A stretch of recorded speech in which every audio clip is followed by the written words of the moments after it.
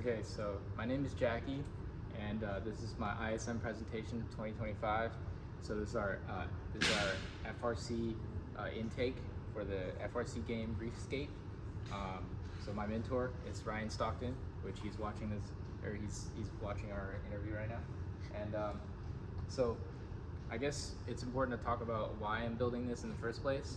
So this year's game requires you to pick up these corals, which are PVC pipes around 4-inch in ID, 4.25 in OD, so or 4.5 in OD, and so these are these cylindrical PVC pipes that you need to pick up off the floor, or you don't need to pick up off the floor, but you need to score on what's called reefs. So it's really just metal pipes and branches. That's what these are right here, the hexagonal shapes. So these are only introduced in the game through these loading stations. So robots could either pick them up directly from the loading station, or they can choose to pick it off the floor. Picking it off the floor would give us the advantage of running shorter cycles, increasing efficiency of our robot, and increasing the ability to intake and score, even with other robots defending our robot from having to drive up to the driver's station or loading station and picking up a game piece. So key priorities here. So this year, the FRC organization has changed its weight requirements from 125 pounds to 115 pounds.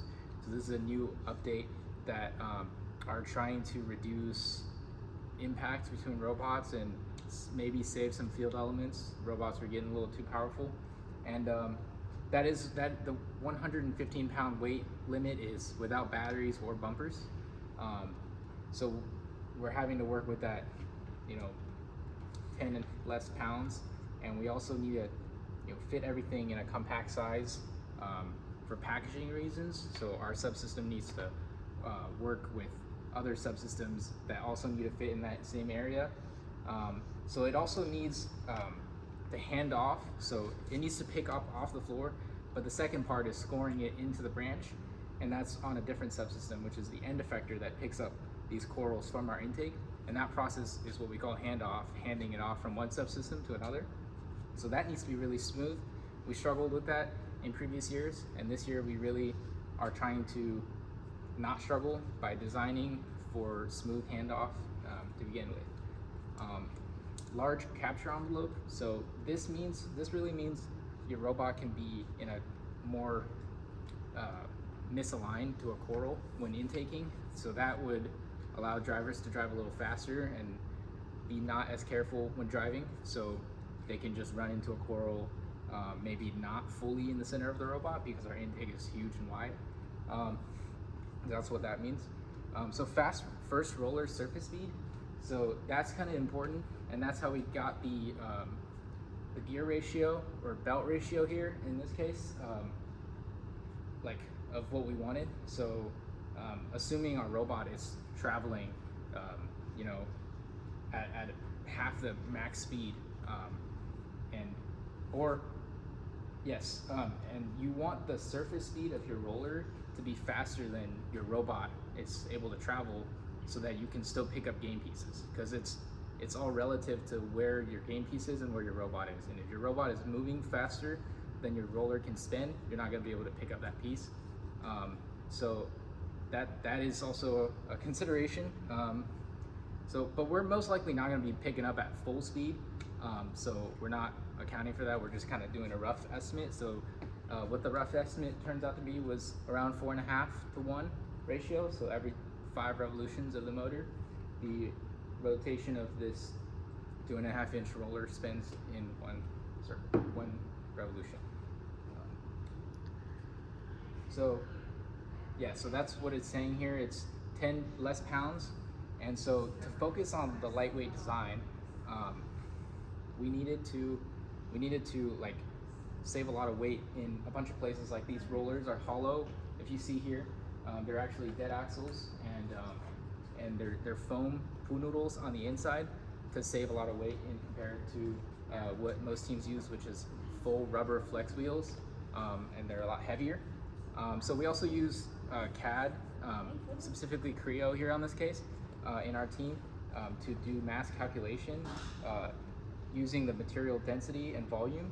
So it's able to determine the volume by looking at the geometry of the catted part, and it's using the density of the material property to calculate the total mass of a subsystem. So that's how we're able to keep in check of like how heavy we are, and how much more weight we need to save, and etc. So another thing we could do with Creo is determine the center of gravity, which the computer knows the volume and the density of each material, so it's able to calculate where the center of gravity is, and you want your center of gravity more towards the middle to give equal traction to all four wheels, and then you want your center of gravity also as low as possible. So this way we can change like when the intake is up and when the intake is down, how far does that affect the center of gravity. We did not use the center of gravity calculation in this year, but it is a potential. So like we were saying earlier, the wide capture envelope is achieved by having the first roller be huge. Basically, the full width of our robot allows us the coral to be fully misaligned here and then still be able to center itself through these wedges, through these dual wedge shape on the side here. So our first iterations of intakes were just wedges with no square blocks on each end. So it's able to funnel from very extreme misalignments. I guess like the better word for it is forgiveness when driving. So you don't have to be perfectly aligned. But with this initial requirements, what was not factored in was when corals are presented at a more perpendicular angle, it would get stuck here, and then it would not center because it's running back against the backer or the dustpan, and it's just getting caught. The driver would have to turn manually. That was an issue that was not in the original requirements, and so this is something that's very unique about our robot. So here is a YouTube video of me explaining the same thing that I'm about to explain. So basically, this is a 140 tooth HDD belt that is made out of neoprene and backed with Kevlar. So that is what most belts are made out of. But in this case, we're twisting it, and then we're also bending it twice to achieve this like not only like offset at an angle, or not only turned at an angle, but also offset from the plane. So that's able to power these three rollers here. So what these three rollers here is doing is they're intaking, and once it gets to this point, these two middle wheels will force, this force will go up, and this reaction force from the chassis would make it start to turn. But this theoretically would work every time, but in a competitive robotics game where you're constantly getting hit, you really want full control of your game piece when you're doing a sort of design aspect of it. You really want full control in case somebody hits you and inertia causes the coral to turn back around. So you really want these three wheels to stay in touch with the coral and sending it up, and then driving it kind of corkscrew motion up here so that it would hand it off to the end effector. So that was a very early discovery that we made, that having this reaction force of the chassis against two wheels in the middle worked very well. And then we discovered later that these three diagonal wheels helped dramatically, but didn't really think about how we were going to power it. So that's the solution we came up with. And a very interesting question that somebody asked in this YouTube short video that I'm about to play right now is somebody in the comment asked, how did you calculate the belt length that you needed? Because like in my paper, I described how in detail, but basically a short summary is normally you would use a belt center to center calculator, since in this case, nobody makes a three-dimensional belt calculator. So what I did was I modeled the belt in 3 dimension. I lofted all of the shapes, and I measured the length of one edge, continuous edge. As long as it's not an infinite Mobius shape, you can always get a continuous length, and then take that, convert it into millimeters, and then take your pitch of the belt, which is also in millimeters, and divide that by the pitch. So for example, what we got was 140. I don't remember the exact number, but you take the total millimeter length, divide that by 5, and then you get the rough belt tooth, and then you can adjust in CAD where this hole is to get close to a hole number of belt, because commonly available is by intervals of 5. So you can get a 145 tooth belt, you can get a 140 tooth, but you can't get a 143 and a half.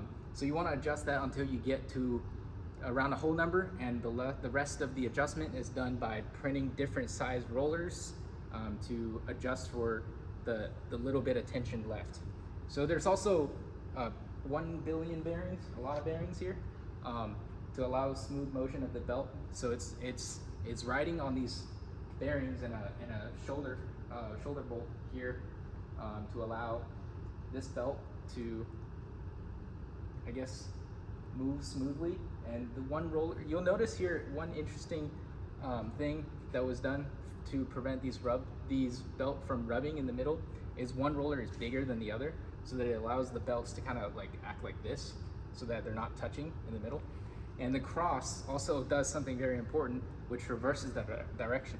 So if you follow the belt path here, so when the red pulley on the bottom is spinning clockwise, is doing a pulling motion on the right, which is doing a pulling motion on the left, which reverses the direction as if you were to run the belt not crisscrossed. So that's very interesting. So this is a handoff demonstration of what I just kind of talked about. So this is going to run through a video here. So you see the rollers here, and then they hit this reaction force and get sent up all the way into the end effector through the help of these 3 wheels, keeping it in contact. So there's a little shield here that kind of helps it from not popping up, to increase efficiency and also like preventing coral from bouncing out if we were to get hit while this process is happening.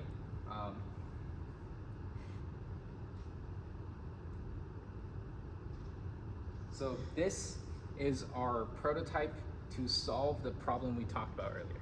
So earlier we talked about an issue where your coral will come in and it will get stuck perpendicular. It will get stuck perpendicular. So to counteract this issue, we added a belt on the bottom here. You can't really see it on this prototype. That's what this person is controlling here. So he's driving a belt on the bottom here, such that when the coral comes in, it gets hit sideways and it turns enough for the intake to take it normally, and then it comes up here and do the regular process of hitting this reaction force and turning 90 degrees. So that is a very fast prototyping that we just take an old roller. We do this a lot on the Robonauts. Focus a lot on minimal viable products like this prototype here. You see that I don't even have a mount for this shaft. I'm just holding it here by my foot and pulling this belt tight. And it worked very well. It proved the concept of we can turn this coral by using a belt on the bottom. So then we went to CAD and designed it. This was week 4 of competition season, so we were pressed for time. So we threw this prototype together really fast and implemented it really fast. So this is the implementation of the sideward belt. So the twist, there was another twist in another belt to implement this bottom belt here, represented in pink. So that's actually the 3D print here that you'll see. There's a belt run that goes all the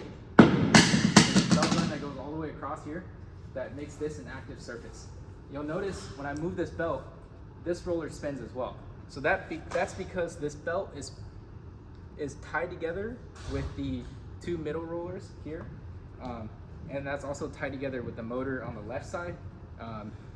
That enables us to power these 2 things with the same motor, saving weight on both the moving section, so that's unsprung weight, and when you put a weight out in the larger lever arm, you're applying more torque on this joint here. So both saving us weight there and saving overall weight for the entire chassis. So this is our, I guess, implementation of our first revision of the belted prototype. So that's on our prototype robot. You'll notice that it's not all pretty and gold. I'll go ahead and play this video. So it was getting stuck a little bit here. So that's a problem that we'll talk about in 1 second. You'll notice how it picked it up eventually by turning it sideways. So that rocking the coral up was another issue that we found later, was that these rollers deflate over time because they're punuru on the inside. So the roller distance to ground distance changes over time.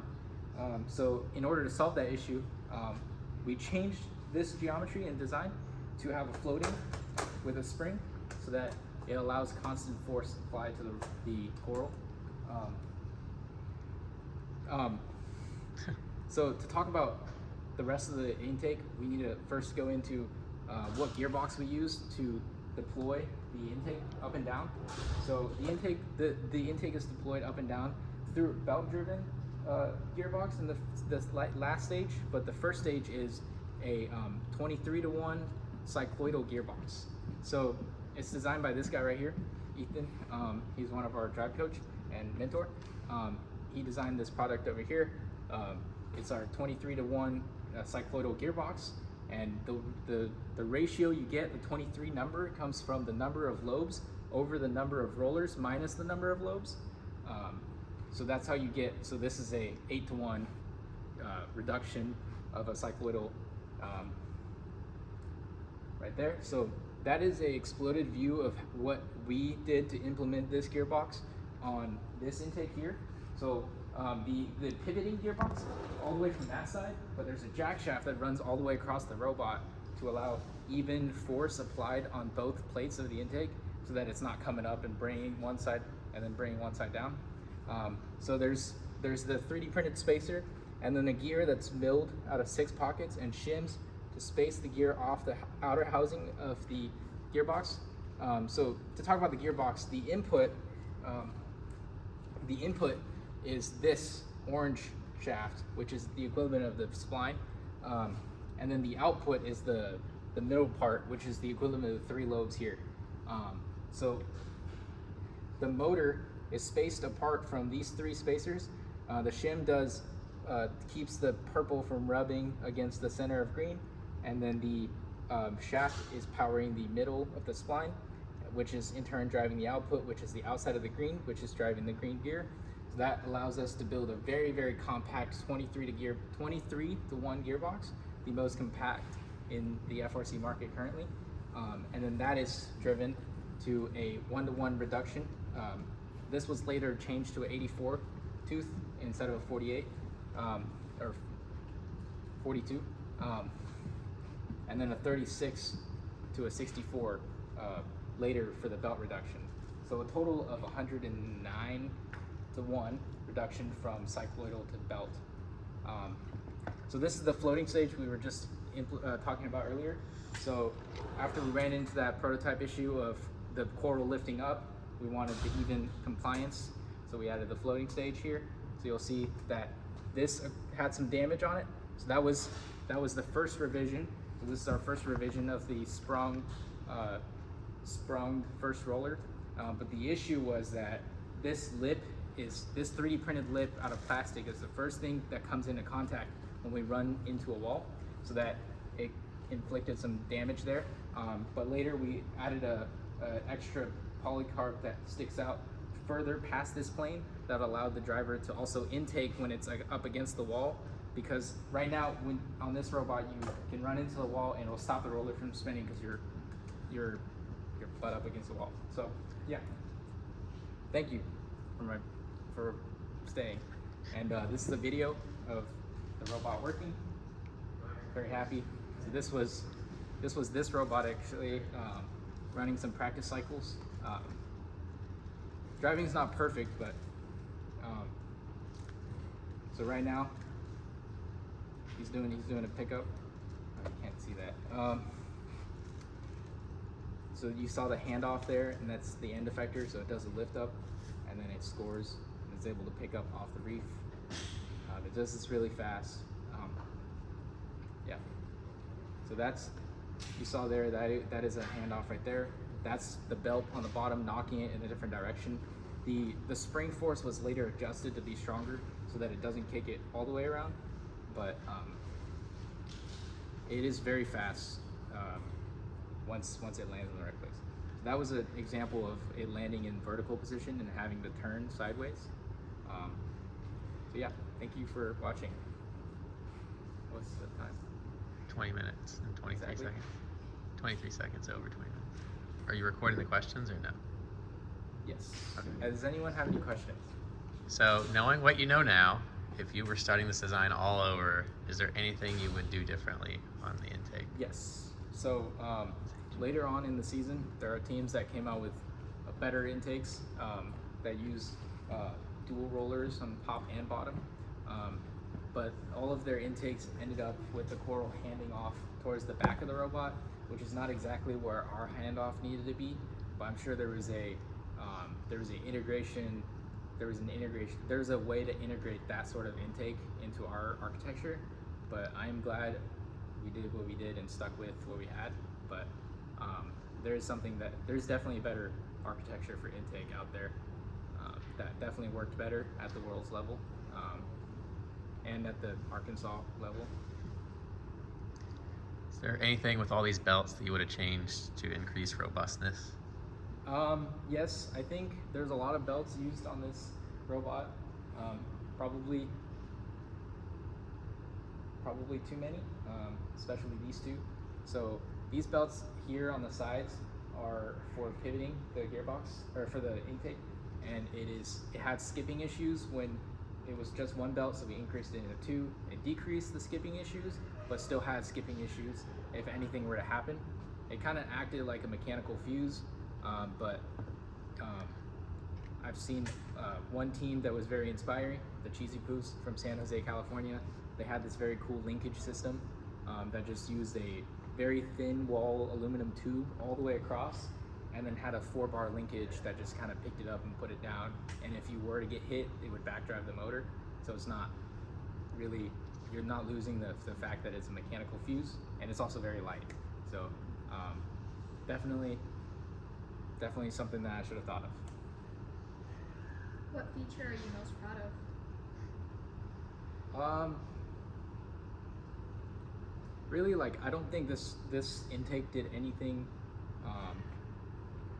that was better than all the top intakes in the world.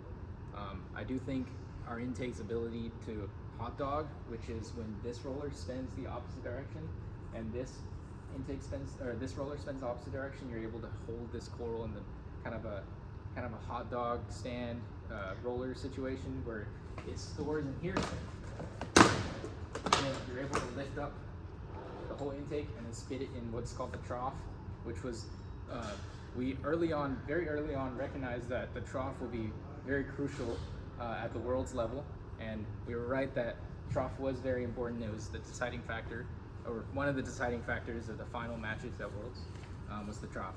So I'm very proud of the fact that we can trough vertically like this, unlike some other teams that spit it out vertically when the trough is meant to be scored like this, probably. So yeah. Any question? No? Okay, thank you.